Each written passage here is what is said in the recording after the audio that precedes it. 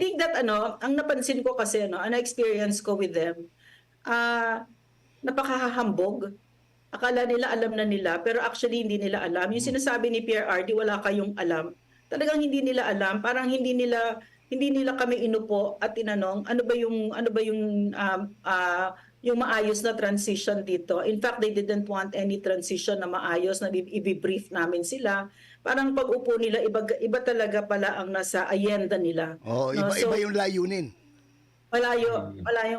Kaya 2 years after this Marcos administration, 2 years into this administration, it's very clear already na ibang-iba yung agenda nila. No? Number 1, term extension.